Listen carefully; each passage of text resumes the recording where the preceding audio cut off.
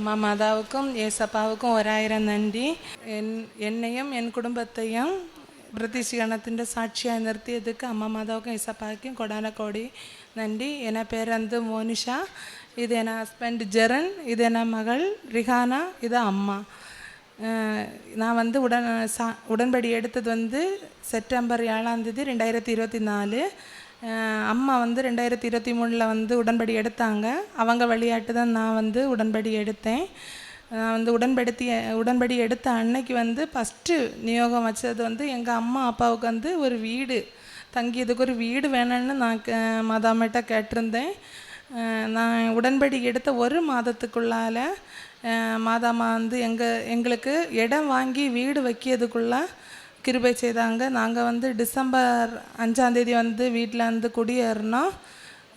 நாங்கள் வந்து கடன் நேரமே எங்களுக்கு ஒரு வீடு இருந்துச்சு, அது வந்து நாங்கள் கடன் பிரச்சனை இருந்ததுனால விட்டுட்டு வேறு எங்கே போகுதுன்னு தெரியாமல் இருந்தப்பந்தான் இங்கே வந்து கிருபாசனம் வந்து உடன்படி எடுத்தப்போ வந்து உடன்படி எடுத்து ஃபஸ்ட்டு விண்ணப்பம் வச்சு வந்து எங்களுக்கு ஒரு மாதத்துக்குள்ளாக இடம் வாங்கி வீடு வச்சதுக்குள்ளே கிருபா மாதாவு தந்தார். ஏசப்பாய்க்கும் மாதாமைக்கும் கோடி நன்றி. ரெண்டாவது வந்து எனக்கு அடிக்கடி பல்லு வலி வந்துகிட்டே இருந்தது. இந்த பல்லு வலி வரும்போ எல்லாம் பல்லுக்கு இடையில வந்து சதை வளரும். நான் ஒவ்வொரு தடவையும் வீட்டில் சிலப்போ சொல்ல மாட்டேன். அப்படி போய் வீட்டில் போய் மருத்துவமனையில் போய் வந்து பல்லை எடுப்பேன். 2-3 தடவை வந்து நான் மேல் தடையில் உள்ள பல்லை வந்து எடுத்தேன். 4ஆவது தடவை வந்து மாதாம்மாட்ட வந்து ஜெபிச்சுட்டு சென்றேன். 4ஆவது தடவை எனக்கு பல்லு வலி வந்தது. பல்லுக்கு இடையில் சதை வளர்ந்து பல்லு வலி வந்தது. அப்போ நான் வீட்டில் சொல்லாமல் ஹாஸ்பிட்டலுக்கு போனேன். மாதாகிட்ட சொல்லிட்டு, மாதாம்மா இன்னி என்னால் முடியாது, நான் 3 பல்லு எடுத்தாச்சு, எனக்கு இன்னும் 4ஆவது பல்லு எடுக்காமல் எனக்கு முடியாது, நீங்கள் தான் எனக்கு கூட வரணும்னு சொல்லிட்டு நான் தைலம் தொட்டு வச்சுட்டு ஹாஸ்பிட்டல் போனேன். அங்கே போனப்போ வந்து எனக்கு பல்லு எடுக்கலை, பல்லுக்கு உள்ளே இருந்த சதை மட்டும் எடுத்தாங்க. அதுக்கும் மாதாம்மைக்கும் ஏசப்பாய்க்கும் கோடி நன்றி சொல்லியேன். அது வந்து எங்கள் வீட்டில் நாங்கள் வந்து அம்மா வீட்டில் வந்து ஒரு ஆடை வந்து வளர்த்திட்டு வந்தோம். அந்த ஆடை வந்து ஒரு நாளைக்கு விடிய காலம் வந்து 2 பேர் வந்து வீடு மதிலெத்தி சாடி அந்த ஆடை வந்து பிடிச்சிட்டு போனப்போ நான் வந்து மாதாட்ட வந்து ஜோம் பண்ணேன். மாதாவே, இன்னும் சாயங்காலுக்கு உள்ளாடி எங்களுக்கு அந்த ஆடு கிடைச்சணும், நான் கிடைச்சா கிருபாசனம் வந்து நான் சாட்சி சொல்லுவேன்னு சொல்லியிருந்தேன். எங்கள் அம்மாயிட்டும் அந்த அன்னைக்கு தான் எங்கள் அம்மாயிட்டும் ஒரு மேரேஜ் வீட்டு போயிட்டு வரம்போ காலையில் பிடிச்ச ஆடை வந்து ஒரு இறைச்சி கடையில் கொடுத்தேன்னு தகவல் தெரிஞ்சது. அங்கே போய் பார்த்தப்போ வந்து எங்களுக்கு அந்த ஆடு அங்கே நின்றுது. வൈകിട്ട് 10 மணிக்கு உள்ளாடி எங்களுக்கு அந்த ஆடு வந்து கிடச்சிது. அதுக்கும் அம்மா மாதாவுக்கும் ஏசப்பாய்க்கும் வந்து கோடி நன்றி சொல்லியேன். சமய சுருக்கத்தின்படி மாதாவை அன்னைக்கு காலையில் 2:30க்கு பிடிச்சிட்டு போனாங்க. ராத்திரி 10 மணிக்கு உள்ளாடி எங்களுக்கு அந்த ஆடு கிடச்சிது.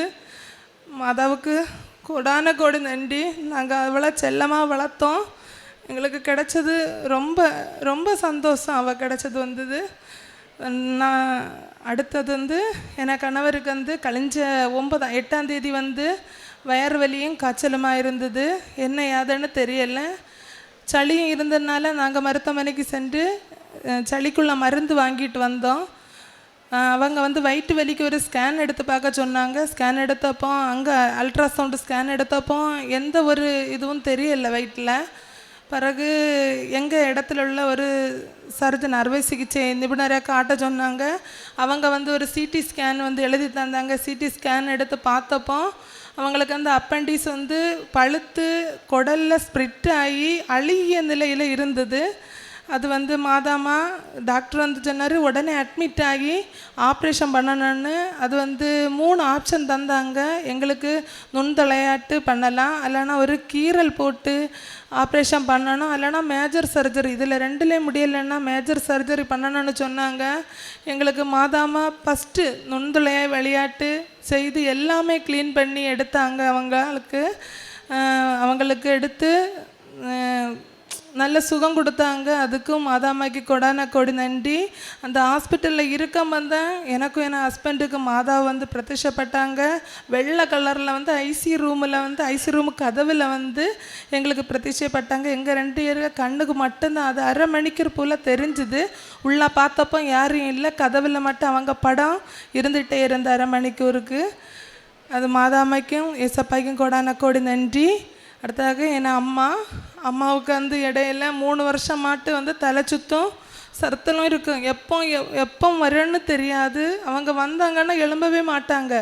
சர்த்தலும் தலை சுத்தமாக இருந்தது. நாங்கள் பக்கத்து ஹாஸ்பிட்டல்லாம் போய் மருந்து வாங்கினோம், சரியாகலை. கடைசியில் கிம்ஸ் ஹாஸ்பிட்டலில் போய் பார்த்தப்போ அம்மைக்கு வந்து கையிலேண்டு தலைக்கு போகிற நரம்பு வந்து கிளாட்டாக இருந்தது.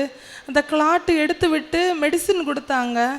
அவங்க வந்து ஜெபமாலை ராலிக்கு முன்னாடி வரைக்கும் மெடிசன் சாப்பிட்டாங்க. நாங்கள் ஜெபமாலை ராலிக்கு அக்டோபர் மாதம் வந்தப்போ விரதம் இருந்து வந்தோம் எல்லோரும். எங்கள் அம்மாவுக்கு சரியாகணும்னு சொல்லி வந்தோம். எங்கள் அம்மா ஜெபமாலை ராலிக்கு வந்ததுக்கு பிறகு அவங்களுக்கு ஒரு நோய் கூட இது வரைக்கும் வரல. தலை சுற்றோ சர்த்தலோ எந்த ஒரு நோயும் அவங்களுக்கு வந்ததில்லை. மெடிசன் இப்போ எடுக்கிறதில்லை. இவ்வளோ கிருபை செய்த அம்மா மாதாவுக்கும் ஏசப்பாய்க்கும் கொடான கோடி நன்றி. கருணியா இது செய்யது வந்து பொதிச்சோறு கொடுப்போம். பத்திரம் வாங்கிய மறுநாள் வந்து எல்லாருக்குமே பத்திரம் கொண்டு கொடுப்போம். பொதிச்சோறு ஹஸ்பண்ட் வந்து வாரத்தில் தினமும் 2 பொதிச்சோறாவது கொண்டு போவாங்க. சிலப்போ யாராவது பசியோடு இருந்தாலும் அவங்க சாப்பாடையும் அவங்க கொடுப்பாங்க. எல்லாமே யார் ஹெல்ப் வந்து கேட்டாலும் ஹெல்ப் பண்ணுவோம். பக்கத்தில் சர்ச்சில் ஒரு பிள்ளைங்க அப்பா அம்மா இல்லாத பிள்ளைங்களுக்கு வந்து கிளாஸ் நடக்கும். அந்த பிள்ளைங்களுக்கு தேவையான அரிசி வாங்கி கொடுப்போம். எல்லாம் செய்வோம். இவ்வளோ செய்த அம்மா மாதாவுக்கும் ஏசப்பாய்க்கும் கொடான கொடி நன்றி. இது வந்ததே எனக்கு ஐசி ரூமில் வந்து கதவில் தெரிஞ்ச மாதாவு வெள்ளை கலரில் அவங்க 2 கையையும் விரித்து தெரிஞ்சது. தணுத்த காற்று அடிக்கடி வரும்.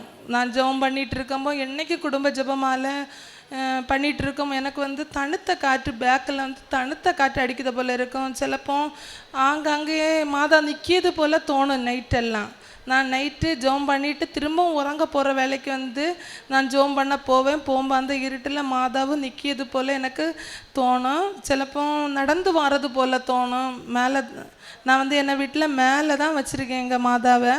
அவங்க நடந்து வர்றது போல் இருக்கும். இவ்வளோ செய்த മാതാവുക്ക് കൊടാന കൊടി നന്ദി. നാം വിളിച്ചപേക്ഷിക്കുമ്പോഴൊക്കെ നമ്മുടെ ദൈവമായ കർത്താവ് നമുക്ക് സമീപസ്ഥനായിരിക്കുന്നത് പോലെ ദൈവം ഇത്ര അടുത്തുള്ള വേറെ ഏത് ശ്രേഷ്ഠ ജനതയാണുള്ളത്? നിയമാവർത്തനം 4-ാം അധ്യായം 7-ാം വചനമാണ്. സമീപസ്ഥനായിരിക്കുന്ന ദൈവം ഇത്ര അടുത്തുള്ള വേറെ ഏത് ശ്രേഷ്ഠ ജനതയാണുള്ളത്? മോശ ജനങ്ങളോട് പറഞ്ഞത് ഇസ്രായേൽ ജനത ഏറ്റവും വലിയ അനുഗ്രഹം ദൈവത്തിൻ്റെ സാന്നിധ്യമാണെന്നാണ് ഇസ്രായേൽ ജനതയ്ക്കുണ്ടായിരുന്നത്. ഇന്ന് നമ്മുടെ ജീവിതത്തിൽ, ഉടമ്പടി മക്കളുടെ ജീവിതത്തിലും നമ്മൾ ദൈവത്തെ വിളിക്കുമ്പോഴും പ്രാർത്ഥിക്കുമ്പോഴും നമ്മളെ കേൾക്കുകയും നമ്മളോട് പ്രതികരിക്കുകയും ചെയ്യുന്ന ദൈവ സാന്നിധ്യമാണ് നമ്മുടെ കൂടെയുള്ളത്. നമ്മുടെ ദൈവം നമ്മുടെ കൂടെയുള്ള ദൈവമാണ്. കാനായിലെ വിവാഹ വിരുന്നിൽ യോഹന്നാൻ്റെ സുവിശേഷം 2-ാം അധ്യായം 5-ാം വചനത്തിൽ പറയുന്നത് പോലെ അമ്മ പറഞ്ഞത് അവൻ നിങ്ങളോട് പറയുന്നത് പോലെ ചെയ്യുകയെന്നാണ്. ദൈവത്തെ വിളിക്കുവാനും വിശ്വാസത്തിൽ വചനത്തിലും ഉറച്ച വിശ്വാസത്തിൽ വളരുവാനുമാണ് പരിശുദ്ധ അമ്മ, കൃപാസന അമ്മ നമ്മെ വിളിക്കുന്നത്. നമ്മുടെ കഷ്ടതയിൽ ദൈവത്തെ വിളിക്കുമ്പോഴും വിശ്വാസത്തോടെ ഉടമ്പടി പാലിക്കുമ്പോഴും ദൈവത്തിൻ്റെ സാന്നിധ്യവും സ്നേഹവും പരിപാലനയും നമ്മുടെ ജീവിതത്തിൽ മനസ്സിലാക്കുവാൻ നമുക്ക് സാധിക്കും. മോനിഷയും കുടുംബവും നമുക്ക് സാക്ഷ്യപ്പെടുത്തിയതും അതുതന്നെയാണ്. നമ്മുടെ കൂടെയുള്ള ദൈവമാണ് നമ്മളെ ഉടമ്പടിയിലൂടെ നയിക്കുന്നത്. പരിശുദ്ധ അമ്മയാണ് നമ്മുടെ കരം പിടിച്ച് ഈശോയിലേക്ക് നയിക്കുന്നത്. നാം വിളിച്ചപേക്ഷിക്കുന്നപ്പോഴൊക്കെ നമ്മുടെ ദൈവമായ കർത്താവ് നമുക്ക് സമീപസ്ഥനാണ്. അവരുടെ ജീവിതത്തിൽ, മോനിഷയുടെ ജീവിതത്തിൽ നാം അതാണ് കാണുന്നത്, കൂടെയുള്ള ഒരു ദൈവം. ആ സാന്നിധ്യമാണ് ഓരോ സാക്ഷ്യത്തിലും മോനിഷ വിളിച്ചു പറഞ്ഞത്. ദൈവം ഇത്ര അടുത്തുള്ള വേറെ ഏത് ശ്രേഷ്ഠ ജനതയാണുള്ളത്? ഒരുപക്ഷെ ഇന്നത്തെ കാലത്ത് ഉടമ്പടി മക്കളുടെ ജീവിതത്തിൽ നമ്മൾ ശ്രേഷ്ഠമായ ഒരു ജനതയാണ്. നമ്മുടെ കൂടെ ആ ദൈവ സാന്നിധ്യം മനസ്സിലാക്കാൻ സാധിക്കുന്നുള്ളൂ എന്നാണ് ഉടമ്പടിയുടെ പ്രത്യേകത. നമ്മുടെ ജീവിതത്തിൽ കൂടുതൽ തീഷ്ണതയോടെ, കൂടുതൽ വിശ്വാസത്തോടെ ഉടമ്പടി ജീവിതം നയിക്കുവാൻ ദൈവം അനുഗ്രഹിക്കട്ടെ എന്ന് പ്രാർത്ഥിക്കാം. മോനിഷയ്ക്കും കുടുംബത്തിനും ലഭിച്ച എല്ലാ അനുഗ്രഹങ്ങൾക്കും നമുക്ക് കരങ്ങളടിച്ച് ദൈവത്തെ മഹത്വപ്പെടുത്താം. യേശുവേ നന്ദി, യേശുവേ സ്തുതി. Ave Maria. അത്യപൂർവ ദൈവാനുഭവങ്ങൾ ഇനി നിങ്ങൾക്കും സ്വന്തം. ഈ യൂട്യൂബ് ചാനൽ ഇതുവരെ സബ്സ്ക്രൈബ് ചെയ്തിട്ടില്ലെങ്കിൽ ഇപ്പോൾ തന്നെ സബ്സ്ക്രൈബ് ചെയ്യുക. ഈ വീഡിയോ ഇപ്പോൾ തന്നെ നിങ്ങളുടെ സുഹൃത്തുക്കൾക്ക് ഷെയർ ചെയ്തുകൊണ്ട് കർത്താവിൻ്റെ പ്രേക്ഷിതരാകുക.